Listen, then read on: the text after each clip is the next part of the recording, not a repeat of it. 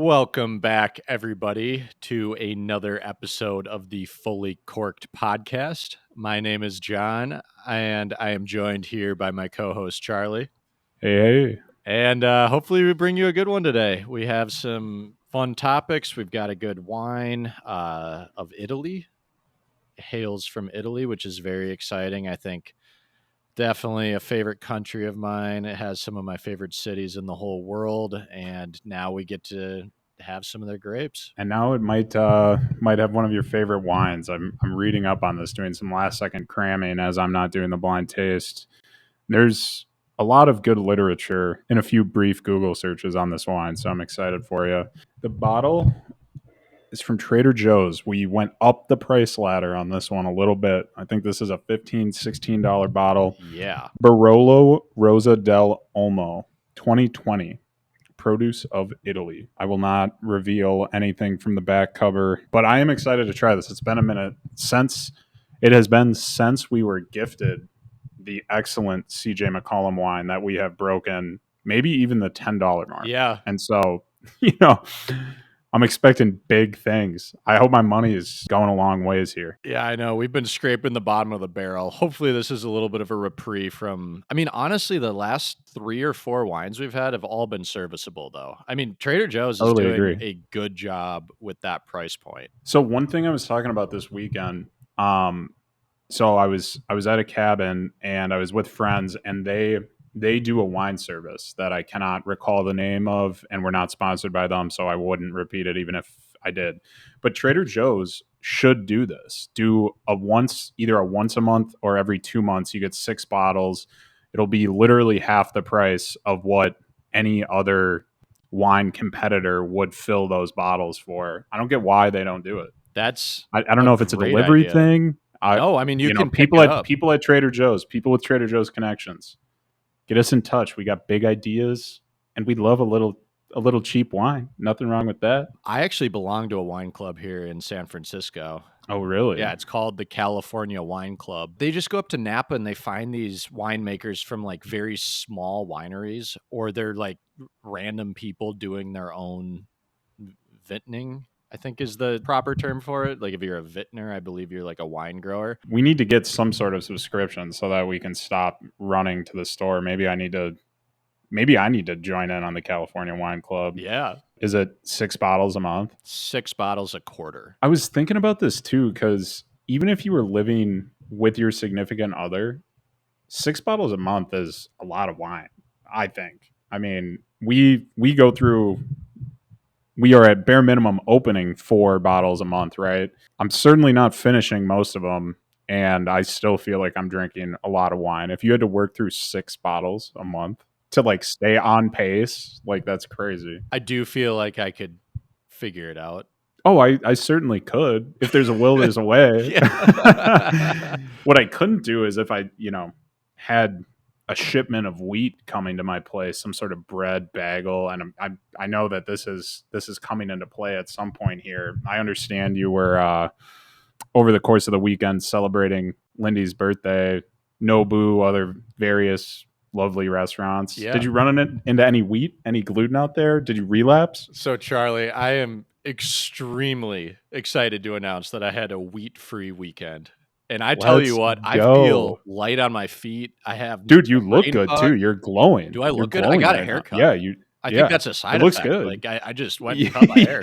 Your whole life is just cleaned up after 1 week. You stop eating wheat and you just start seeing the world differently. Seriously, like I'm stopping to smell the roses now. Like my brain isn't clouded with all this evil and indigestion. Allegedly, when he was in the initial stages of creating Apple, Steve Jobs wasn't eating wheat, and those same companies, Philip Morris, etc., covered that up because it was brain expansive for him, reduced lethargy, and that led him to his genius innovation. That does not surprise me. Allegedly.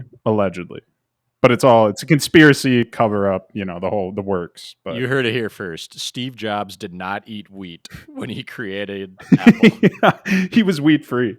I'm sure he relapsed hard when he dropped like what was the worst one? The iPad.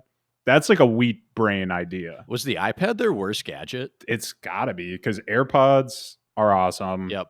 iPod Touch even was sweet. That was like before the iPhone. Nano was awesome. Shuffle was awesome. I remember the old iPods were so cool because that's when they were really championing games too for the first time, digital games outside of like a console. And I remember I played like Brick Breaker. Maybe that was the Oh only yeah. game, but Oh you remember yeah, that? dude. Yeah. Oh yeah. Yeah. It's a great game. It's I yearn for that simplicity in my life again, but it's things are more complicated these days. I will say I do appreciate not spending 99 cents to $1.29 on every song I listen to. I was by the book. That's big. I That's never went big. illegal download. I don't know if I ever really did either. The other thing, speaking of games and small transactions, this is very in the weeds, but Brick Breaker was awesome because you know what you're doing. You don't need to go buy stuff from the in-game store. There's no microtransaction. I'm not getting ripped off every time I open my game. And every single game that's big right now, like Fortnite or like Modern Warfare, whatever, all microtransactions. Rocket League sucks. What are we doing, people? I just hate how all these companies just feed the bottom line. They're taking the joy out of everything. Like those suits at Philip Dude, Morris. we're getting pretty anti big corporation right now. Yeah, We're we are. against big wheat. We're also, because we're against big wheat, we're against big tobacco, Yep. which is a very powerful enemy to make. And now we're against what? Big gaming? Yeah, big gaming. It's out. Yeah. Yeah, it's super out. And here I was earlier touting small production wineries and the little guy. Yeah. Yeah, Yeah, the little guy. That's what I'm talking. That's how you build your community better there too. exactly. Yeah, so I mean, you kind of briefly touched on what I was up to this weekend. I don't know if you've ever tried to book a Nobu reservation specifically for Nobu Malibu. Um, it is extremely challenging. No, I can't say I have. So the way that it works, to get a reservation, you need to call exactly 30 days before your resi comes due, and you have to call at 10 a.m. Pacific time, which is when the phone lines to Nobu open. You cannot call earlier, and you will not have a reservation if you even call like an hour late. Like you have to be so on it.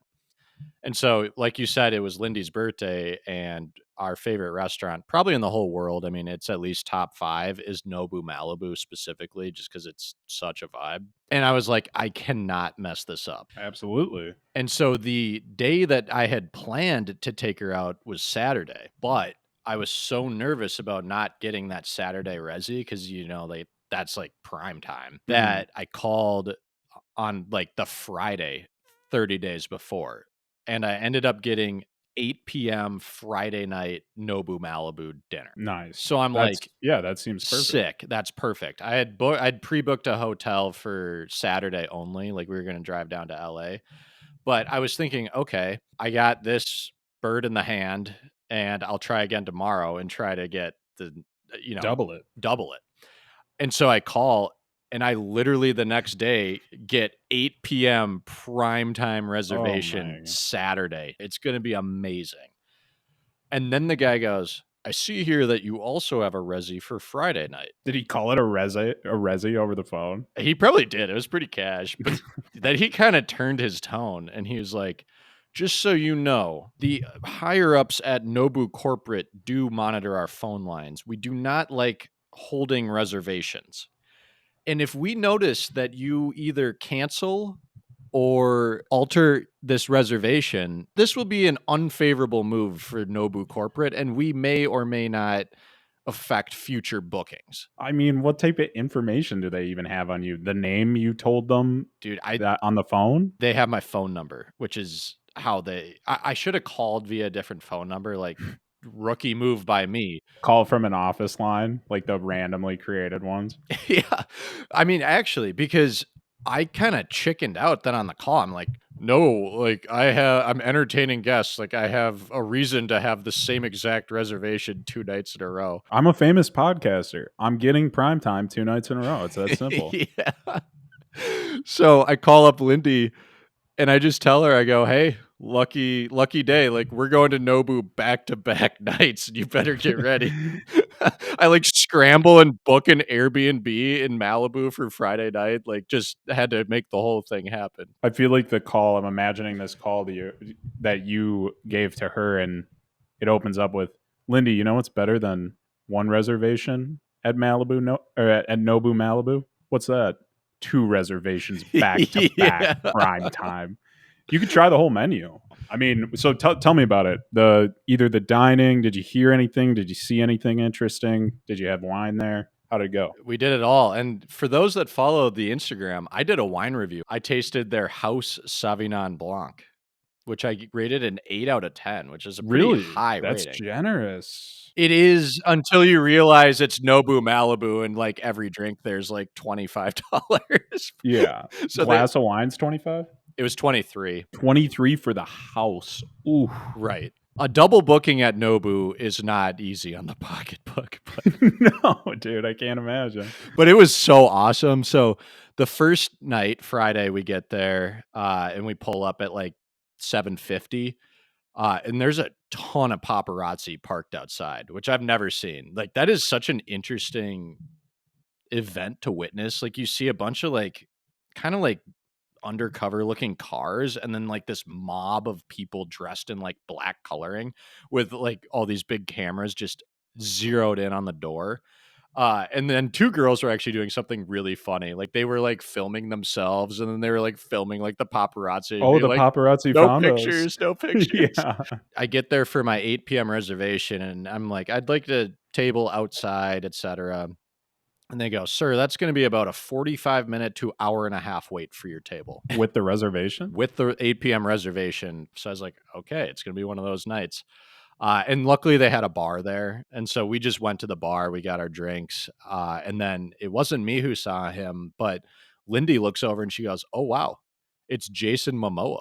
Which, like, for me, I've never seen a single Jason Momoa movie or anything, but, like, that might be one of the most recognizable people in Hollywood. He's very recognizable, and yet simultaneously, I cannot produce any movie he's been in other than Aquaman. That's the only one I know. Maybe that's the only movie.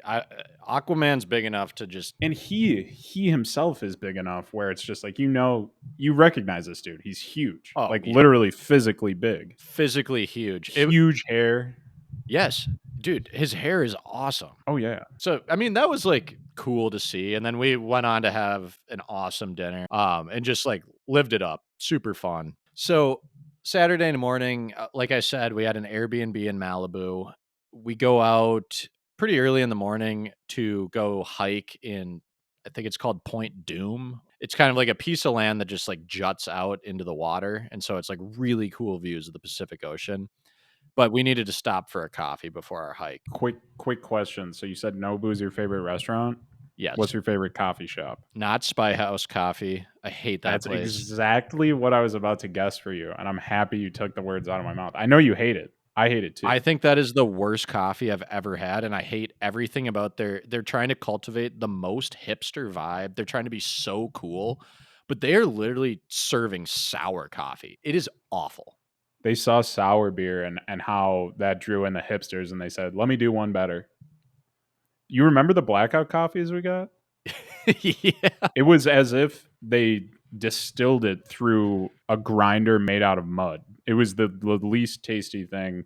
And I dude. suppose I was going for caffeine too, so I wasn't expecting it to be sweet, but it was just wildly bitter. I only drink black coffee, and Same. I do appreciate strong coffee, but whatever the hell this was just criminally unappetizing, and it made me hate everything about this coffee shop. Like, Yeah. when, like, at first when I walked in, I was vibing with the interior, like, it was exposed brick, it was kinda darker, dimly lit, like, a little Yeah. moody, and then there was a lot of people in there, and that's what pissed me off. Once I realized how bad their coffee was, I was like, What are all "What you people doing in are all here? these people doing here? Like, this place is Yeah. horrible. Get out of here. Don't give them business." It is unbelievable. Contrast that. I mean, honestly, Phil's cart near where you live now is up there for me. That place is just heaven. The walk there is sweet. It's a food truck or like a coffee truck, and so you're outdoors. It's nice. They get you in and out. Their coffee's amazing.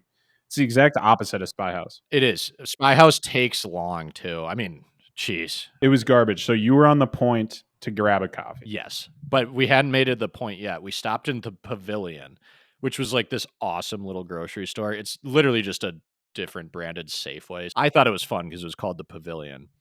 And so I wanted to show Lindy the grocery store because I had been there a few times the night before. I liked their little liquor aisle. So I like literally made her take a lap around the grocery store.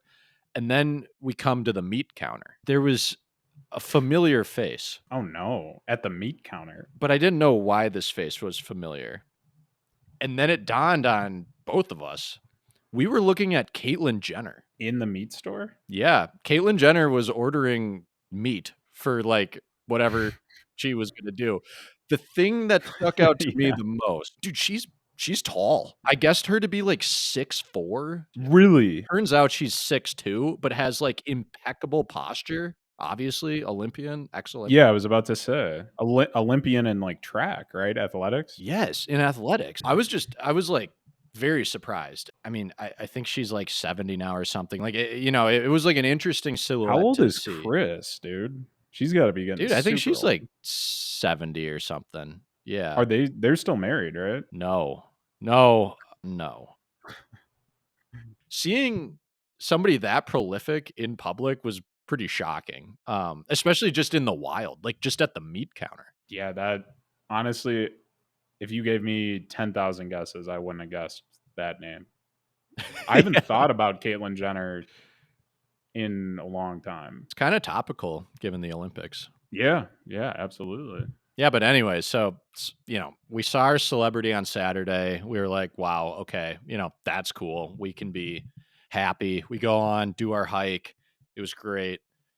And then we go back to Nobu Saturday night. Okay, so same rigmarole, right? Like it's the same thing. I walk in, and this was like Lindy's official birthday celebration. So I go up to the hostess counter and I tell the host, I say, I will wait for a table by the water, but I need a table by the water. And she's like, oh yeah, I mean, that's probably going to be 45 minutes to an hour and a half, even though you Nice. have your reservation.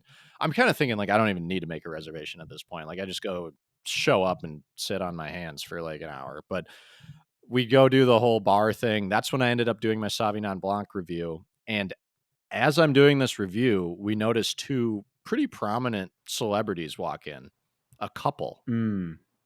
Oh no. Is it Ben Affleck and J-Lo. yeah. No, it was Machine Gun Kelly, MGK, and Megan Fox. That is super hype. If I Super cool. was I mean it's still super exciting to see them, but if it was back in like Transformers 1 era, I would be very geek. Megan Fox was like one of my first I was crushes gonna say ever. she was my first crush, or one Yeah. of them. Yeah, And then do you remember seeing like I mean she's like not at that time she was not unlike Sydney Sweeney is now, and then the public she was getting so much love and the public needed to find something wrong with her. Do you remember seeing her thumb pictures, like clips of her thumb from the movie? no. She's got like allegedly, you could probably find this if you have Jamie pull it up for you, but a stubby thumb, like kind of like a weirdly stub thumb. That is such That's a not a joke. nitpick. That's not a joke. I had been waiting for my table for probably like 40 minutes at this point, and I had to go to the bathroom. Walked to the bathroom like not maybe 10 minutes after they walked in, and they're still grappling with the hostess. I would not be surprised if she told them like, "Hey, MGK and Megan Fox, like I get that you're A-list celebrities, but you're going to need to wait at least 30 minutes to an hour for a table here." Miss Fox, when was your reservation? 8 p.m. We could get you in by about 10. Go have a drink with all the other yucks at the bar. Yeah, yeah. But so I pretty much like walk into him. One, MGK, He's tall. he Is might that what be you're gonna say? 6'4". Yeah, he's Yeah, huge. tall guy. Yeah, so he was like doing the whole thing with the hostess, trying to probably get sat within the next Grappling, like dude. day. And then I'm trying to get to the bathroom, which is beyond the hostess stand. Some other guy's also trying to get to the bathroom. He starts causing like a commotion with the hostess. Anyways, it draws attention to me. And the one person that looks at me is Megan Fox. And I was like, I could have I'm not reached out and surprised. touched her. And so I thought that was cool. She had like shades on. She was dressed pretty cool, but we had that like connection there. You know, they say don't meet your heroes, but I should have had her like sign my arm or something. I didn't have a pen on me. No, that's crazy. I the last celebrity I saw is not even really a celebrity, so it's not worthwhile, but was exciting. Chris Finch on the streets. Oh yeah, you Um, talked about that. Was he yeah, boot boot he in? was booted. He was Booted Chris booted. Finch. Nice. Nice. Yeah. Yeah, so that's I mean, that was all great. Ended up having an absolute blast in LA that weekend. Came home, no issues. But yeah, how about you? I know you were at a cabin. Like what'd you get up to?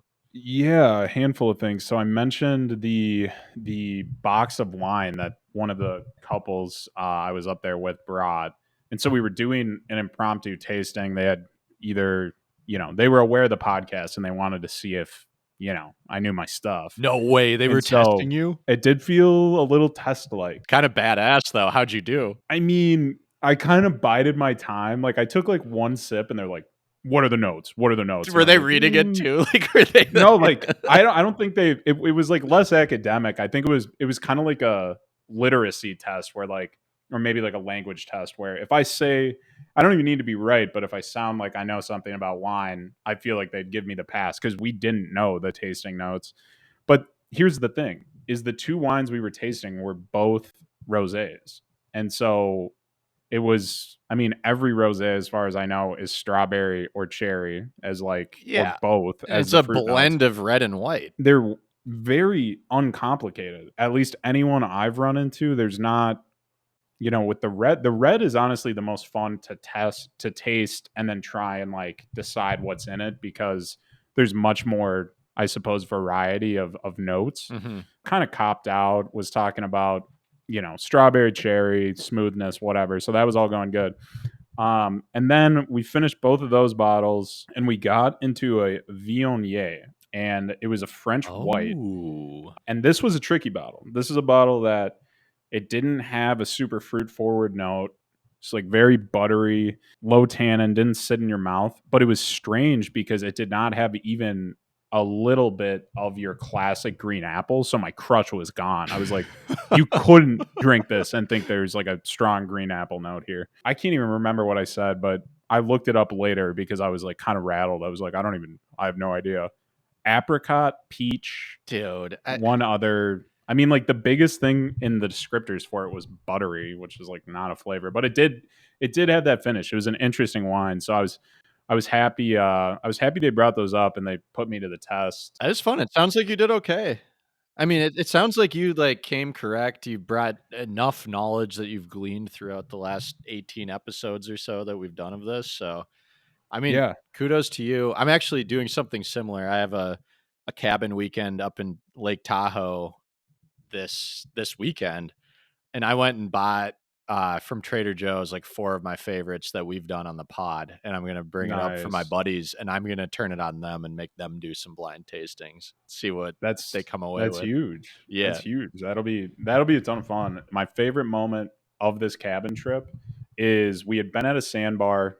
We've been there for 2 hours and we're out of drinks. It's getting later in the day, and so we're like, all right, bag it up, let's go.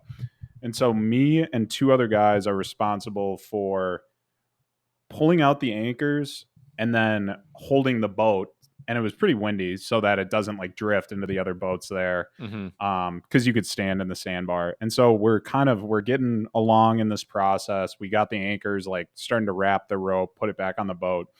And one of the guys, what the song, I don't know who was in charge of the aux at this time, but again, we're out of drinks. People are a little testy at this point. We're tired. We've gotten a lot of sun, and Tonight by Fun is playing. No. Tonight we are young. Who even has that on a playlist? I don't know, but then my buddy, just with the most spot on read, nobody, us three who are working on like the anchor and holding boat situation are not talking about it. He just lets out this sigh and he goes, "This song totally blows." And like me and the other anchor boy are like just laughing because it was like that's what was hard on the vibes in that moment is the Yeah. song was just so brutal. That could not be worse in, like, a low morale situation to just play one of those songs that's been, like I feel like that's one of those songs that popular That's a culture just radio like song. forced on you. Yeah, that's a radio song. You've heard it a million times and you have never once been like, you know what?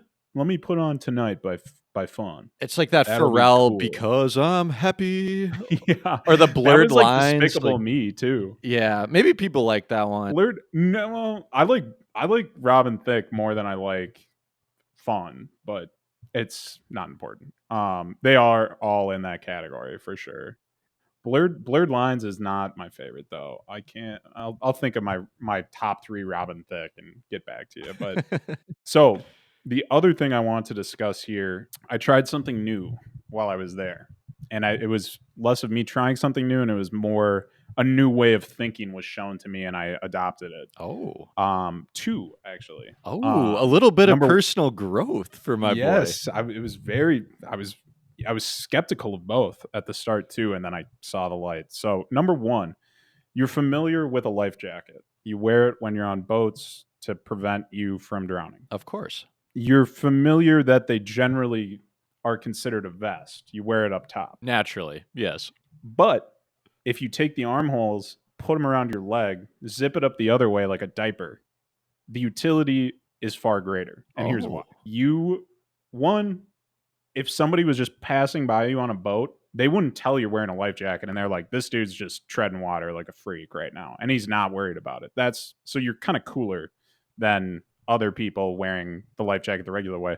The most important thing by far with this is that you can put beers or any amount of drinks into your little diaper and like float around with them. So me and a few other people on this boat were diapered the entire time, and you look like a total jackass, of course, but it's kind of worth it to like not have to be running back to the cooler and getting out of the water all the time. So I like that. I'm gonna have to try that. This is timely. I'm doing a river float down the Truckee River this weekend. Dude, yeah, throw on the diaper, do it out of sight. People will think you're just floating along without a life vest, and they're going to be impressed. And then you'll also have like 6 beers in your life vest diaper. That is and you'll be freaking awesome. That's exactly Yeah. what I want and need. Yeah, that's the only way. I remember too when I took the diaper off much later on, I felt naked just in my swimsuit alone. There was like a comfort to the diaper. Maybe it was just like I loved being a little baby and like shitting my pants or like, I'm not sure, but the diaper was awesome, dude. And I'm not looking forward to being re-diapered out of necessity when I'm old. Yeah, of But like course. when you can opt for the diaper and enjoy the diaper, it's awesome. Yeah. It's a good time. Once you go on your terms, that's Yeah. what it's all about. That's the whole thing. And I think as a baby, it's not really your terms either. So that's maybe part of the crying and fussing and what have you. Here's the second thing I tried. So strawberries, everybody loves them.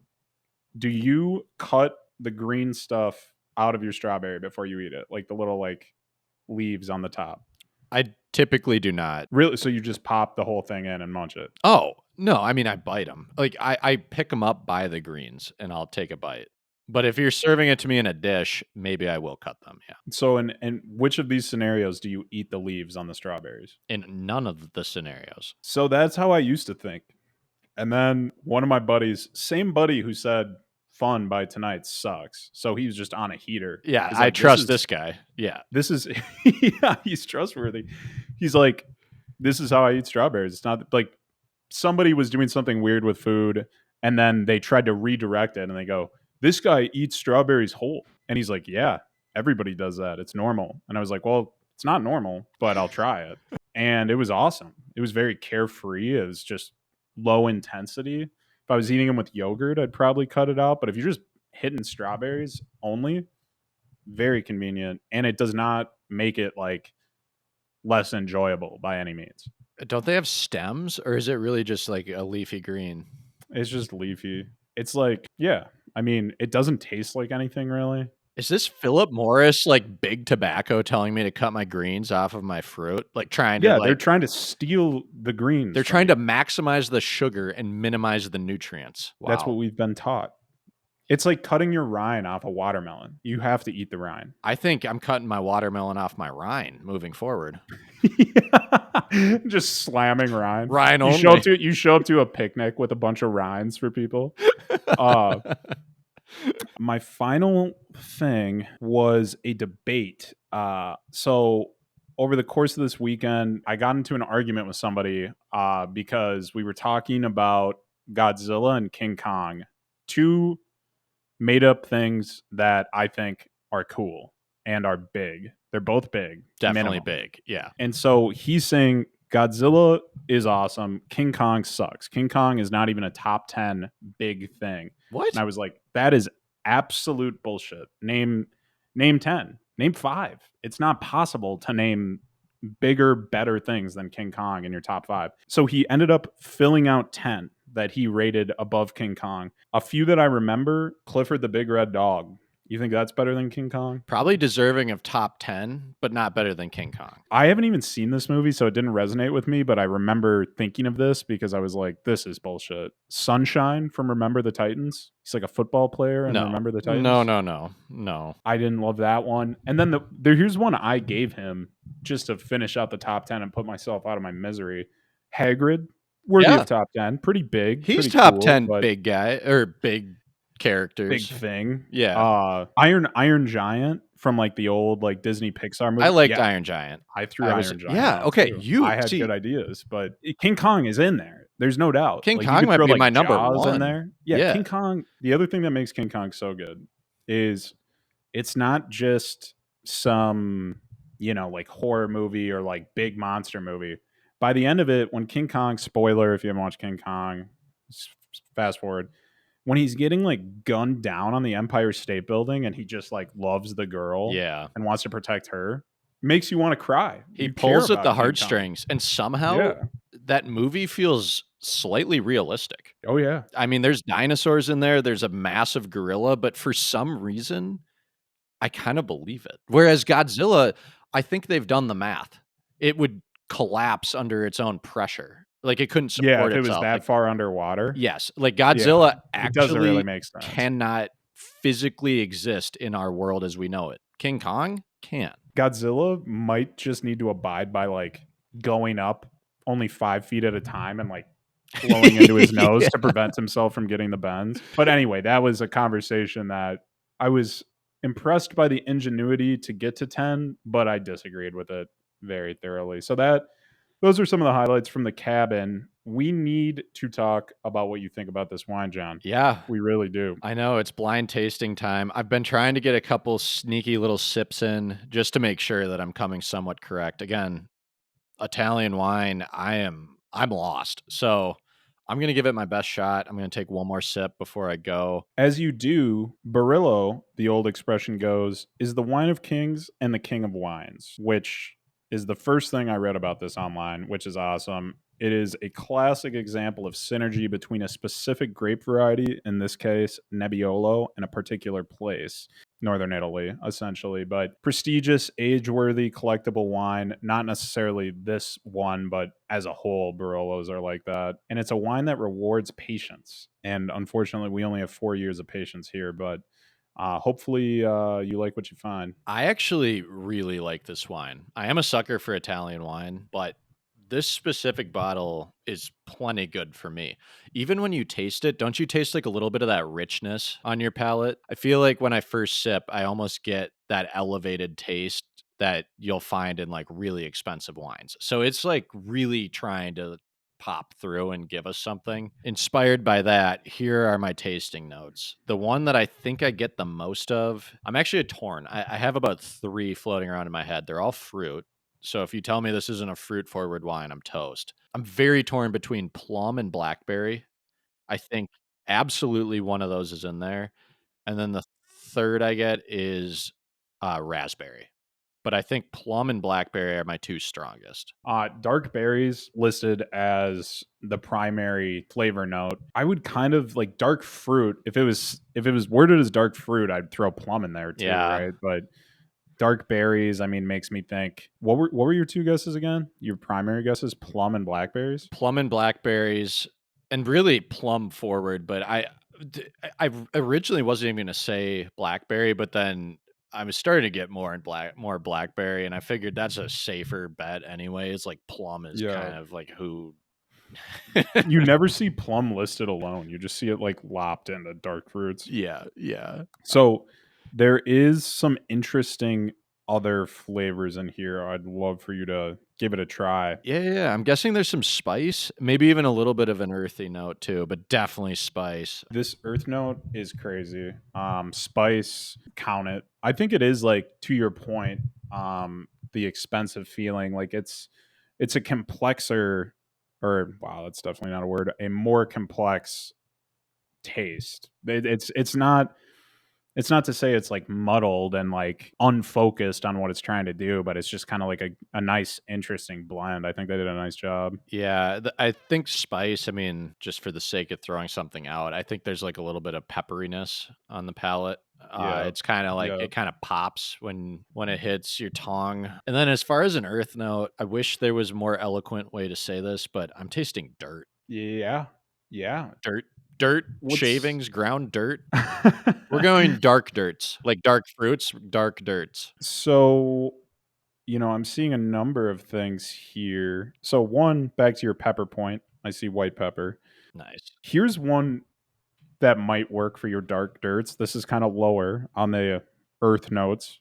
I have forest floor here. Yes, that's exactly my dark dirt. Count it. That has to count, I say right? count it. Yeah. There's two other notes that I think will be harder to get, but I kind of love. We got tar as a primary like earth note here, Tar. which I got to take another sip and just think about that. Yeah. I mean, tasting tar, I can't imagine that you'd even want to advertise that as a tasting note for your wine. Like if I had a Tar, winery tobacco. and tobacco I could get behind.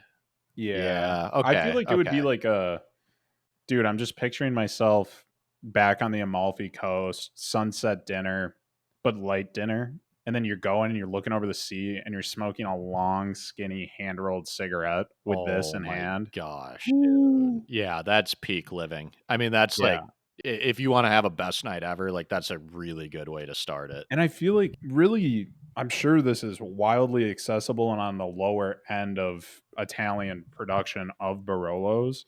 I feel like the youth there has to be doing just that, like having a little dinner Barolo with the family and then like sneaking out with their buddies, smoking some cigarettes, getting into trouble. This wine makes me want to get into a little bit of trouble. I want the hand roll. I have like I the want to. what's it called? Like the not reflexes, but the I'm thinking of like yeah, Pavlovian it's a training. Pavlovian response where Yeah. I'm tasting this Barolo and all of a sudden I want to start like hand rolling a All cigarette. of a sudden I start itching. Yeah. Yeah. And then the other one, the other note that's interesting here is currants. So Oh, different yeah. currant berries, red currant, black currant, I white still don't currant. think I've ever had one of those in real life. I can't picture the berry. Is it a type of You've seen berry? them. You've seen them for sure. Yeah, it's a better way to describe it to a Minnesotan would be a gooseberry. Like, have you been to like Gooseberry Falls? Heard And the name. I mean, I'm just not there. I have no yeah, idea what a up currant and is. it's like kind of close to Duluth. You've seen them around. Like they grow. I think right now they're like for wine purposes most widely produced in California, but Hmm. I'm either misremembering my childhood or I have seen these in northern Minnesota, at least some variety of it. But it's funny because it's a callback to one of our unreleased wine reviews that Yeah. got scratched because one of our buddies who's doing this review is like sitting there and pondering for so long. And his first thing he says about the flavor profile is currants. And I don't know what you were thinking. I was not thinking of fruit at that time. I was like, currants? Like, Yeah. you think this is the ocean? Like, what are you talking about? So, I got to give him his flowers. He might have been onto something. Might have been. Probably not, but he might have been. That's a good word though. If you say current, Oh, like back to your up at your cabin and you want to sound sophisticated, if you release the note current when you're tasting a red wine, people will bow to you. Like that is an epic, like super high level psalm. Like it's good to nobody's have skipping in your that. bag for sure. Yeah. And think of the alternative. You call it a gooseberry because you're 5 years old and you're still wearing diapers. Yeah. No, it's a currant. You're laughing stock of the winery tour or whatever the hell Yeah. you're trying to do. Yeah. You become a laughing stock. I think I mentioned this the other day on the pod, but I have a winery tour coming up late August, I August don't think I 25th. knew that. Yeah, it's in Oh. Wisconsin, Pepin. Oh, Pevin, Wisconsin? Pepin, Mm. Pepin. Any listeners who want to link up, get out to Pepin, taste some wines. Let's do it. August 25th. Rip it. Wow, that's gonna be exciting to hear about, and we better get some wine reviews. Oh yeah, we'll get some. Dude, I will be damned. There's times I've come up short on the wine reviews just in terms of not filming them when I'm at a place that is the perfect place to do it, but that's it's going to be different out there. It's Yeah. going to be different. Yeah, you're gonna come through. Yeah, so let's see. Is there anything else on the wine that we want to hit right now? I think tasting notes aside, this is one of my favorite wines that we have tasted throughout this podcast so far. Again, like, I'm a little bit of a sucker for an Italian red, but I mean, for 15 bucks, that's still a very reasonable price point. I am personally loving this. Like, I could easily drink this. I'm really liking it too, and I think again, I like a wine. There's credit for being an honest wine. And this wine I wouldn't classify as honest or dishonest. I think this wine has personality. And as we were talking about, its personality is a 17-year-old Italian youth who's sneaking sips after dinner and smoking cigarettes. And I respect that personality. I Yeah. see a little bit of myself in that personality. It makes me want to drink more wine. This wine, I could picture one of our other friends who we refer to as the beautiful train wreck. Think about this. You're alone. This is contrary to the Italian youth description, but you're alone. You're brooding. You're looking over the Yes. city of Chicago in your penthouse apartment, and you're slowly sipping these down, maybe like reading a book on the You're side. reading A Movable Feast by Ernest Hemingway. Yes, That is dude. exactly what you're doing. Those were like his younger formative years. Those were his journals and his younger work. Amazing book, by the way. You're deeply troubled, but the wine gives you confidence that maybe, just maybe this one time, things might work out for you. And you start to grow a beard after drinking this wine.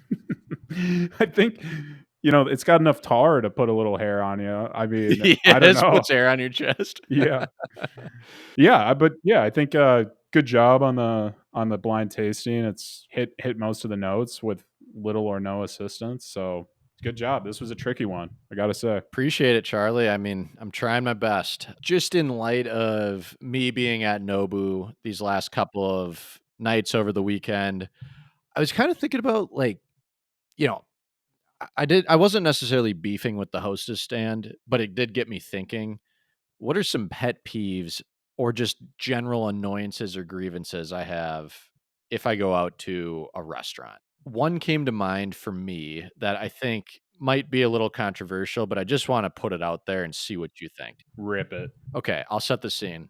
Group setting, there's 6 of us at dinner. We're all friends. We Yeah. all kind of same socioeconomic status, etc. It doesn't really matter. But we're all just having a good time. Drinks are ordered, food is ordered. Nobody's really paying attention to what anybody else is ordering. Somebody's getting the branzino, somebody's getting a truffle pasta. Like it's all just kind of lopped together. I didn't mean to go that fancy. Like maybe it's more like Caesar And one salad and guy's ordered a burger, no cheese. yeah. But that's what I'm getting at is at the end of the night, I personally think that unless somebody is like extremely off put by this for whatever reason, I think you just split the bill right down the middle. Like I think you go out with friends, you split the bill down the middle, and it's a friendship tax when you're at a restaurant. So I I can understand that for the ease of calculation, for the time saving aspect, and also because it's a tip of the cap to the restaurant. Like if you go and ask somebody split 6 and make it right, like give me what was on my tab and whatever else, it's a pain in the ass. Would you want to do the same thing if you're at this group of 6, 5 people are splitting a bottle of wine, they finish it, have cocktails after that, and you have one pregnant woman at the table who's not drinking? Do you have her split even though she didn't have a drink and drinks are like half the bill? No, I would not have her split that. And the drinks are different. Like, I was thinking more entrees and stuff where it's like you're purposefully getting an entree for like $5 less because you wanna save money or something, and, like That's where I totally agree with you, by the way. I think if it's not some gross thing, but in order to determine if it is a gross thing, you need somebody like hawking on the restaurant's receipt and being like, "Oh my god, like your branzino was $47." Like, Okay, if you wanna be like that, that's fine with me. I actually have no problems with that. Like, I'm more of just we're out having fun, just split it down the middle. It's easy, it's fast, nobody has to think about it. Nobody should be burdened with splitting out your order, though.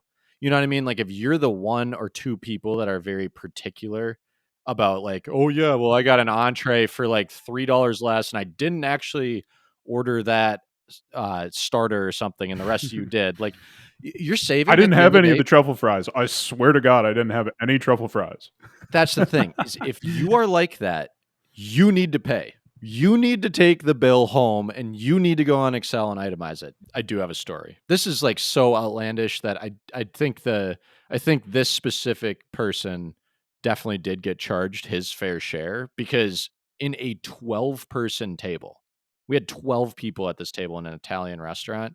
I bet he was a third of the bill. We're all ordering, whatever the pasta is. Like back when I was so drunk off wheat, like I couldn't help myself. I was Yeah. probably getting like, You guys were ordering pastas? yeah, I was probably getting carbonara or something, just Oh giving myself god. perma brain fog, indigestion, all the fun stuff. So we're all get what? Like a drink, maybe like a glass of wine, a pasta, and then maybe we split a couple apps.